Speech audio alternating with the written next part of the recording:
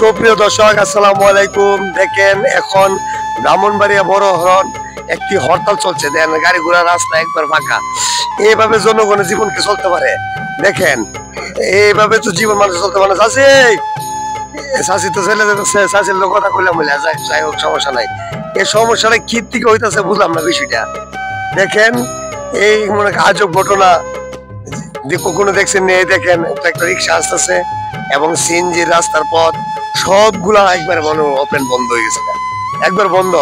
ওই দেন আমার মামু যাইতেছে কত কষ্ট করিয়া। এভাবে কি মানুষের জীবন চলতে পারে? জনগণ কিভাবে হারতেছে, এই জনগণের কষ্ট কি লাগে আমার গায়ে লাগে না? লাগে। দেখেন এই যে দেখেন একটা গাড়ি আসতেছে, আর কোনো নাই। ওই যে সামনে দেখা যাচ্ছে আমার এক বড় ভাই, ওই বাইরের কাছে যাবো। দেখেন অবস্থা কি একটা অবস্থা। এই অবস্থায় কি দেশ চলতে পারে? জনগণের কত কষ্ট।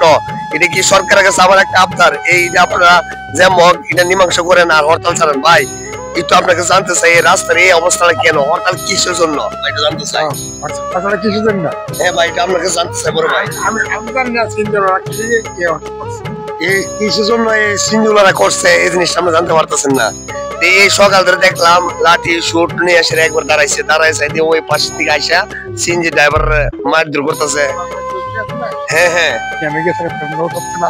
সবচেয়ে ভালো সাক্ষাৎ নিলাম ভাই, বড় কথা না। এটা একটা চ্যানেল চাবে ভাই, সেই বিষয়টা নিয়ে আমি বড় ভাই। আচ্ছা যাক, সুপ্রিয় দর্শক আসসালামু আলাইকুম। আমি আপনাদের আনিস ভাই। আমার বড় ভাই গেছে সাক্ষাৎ নিতে গেছিলাম। এই দেখেন রাস্তা একদম ফাঁকা। এই অবস্থা হইলে দেশ কিভাবে চলবে?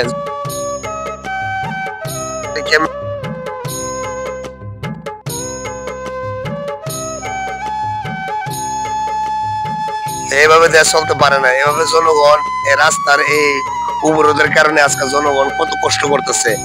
এইভাবে কি দেশ চলতে পারে? চাষি করতে গেছেন আপনি,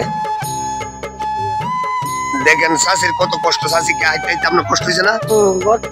বর্তলি থেকে চাষি আইছে, কত কষ্ট। দেন জনগণ এইভাবে চলতে পারে? মানে এইভাবে কি জনগণ জীবন চলতে পারে? ওই দিন আরেকটা মহিলা আইতে দিতেছে। আসসালামু আলাইকুম। এই যে আপনি কোথা থেকে আসছেন চাষি? আমি তাজলত আইছি, আমার না আদাবতে নালাম আসসালাম কই যাবেন না। ওই দেন আমি কেমনে তাউনি যাব? এই দেন কামতে আইছে মামুনি, কত কষ্ট করে আইছে।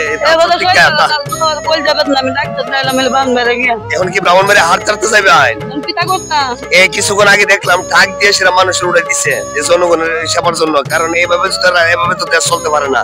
আর কত হইলো, আমরা এই ডক্টর ইউনূসের কাছে আমার একটা অনুরোধ, আপনি এটা যেমন মীমাংসা করেন। আর আনিস ইউটিউব চ্যানেলটি ভাই আপনারা যারা দেশ ও দেশের বাড়িতে দেখতেছেন, লাইক কমেন্ট শেয়ার করবেন। একটা শেয়ার আমার অনেক কিছু। দেখেন এমন একটা অবস্থা হয়েছে, এই যে একটা গাড়ি চলতেছে না, একটা সিএনজি চলতেছে না, এই একটা অবস্থা। এই যে আমার মামুনি তাছর দিকে আইছে, এই অবস্থা কি দেশ চলতে পারে? সুপ্রিয় দর্শক, আমি আপনাদের আনিস ভাই। আনিস ইউটিউব চ্যানেলটি দেশ ও দেশের বাড়িতে এবং দূর দূরান্ত থেকে প্রত্যেকের পথ থেকে আপনারা লাইক কমেন্ট শেয়ার এবং সাবস্ক্রাইব করে আর একটা শেয়ার অনেক কিছু আমার পাশে থাকবেন। আমি একটা অবস্থা সানি দিলে ফোন যাবে গো এদিকে সবাই সাক্ষাৎ নিছে, তোর সাক্ষাৎ নেই না বিয়োগ। এলা আমার বাতিজা সরবাইতেছে, ভিডিও সামনে আইতে চাই না।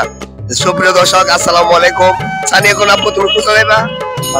বাজারে। এখন ও গেল টাউনে, পড়াশোনা করে ভালো স্টুডেন্ট বোঝেন নি। তবে ওর জন্য দোয়া করবেন। ওর একটু বাজার দিকে যাবো। কাকা এই অবস্থা কেন রাস্তার মধ্যে একটু জানতে চাই আপনার কাছ থেকে। সিএনজি চলাচল অফ, এমন অবস্থা হলে দেশ কিভাবে চলবো?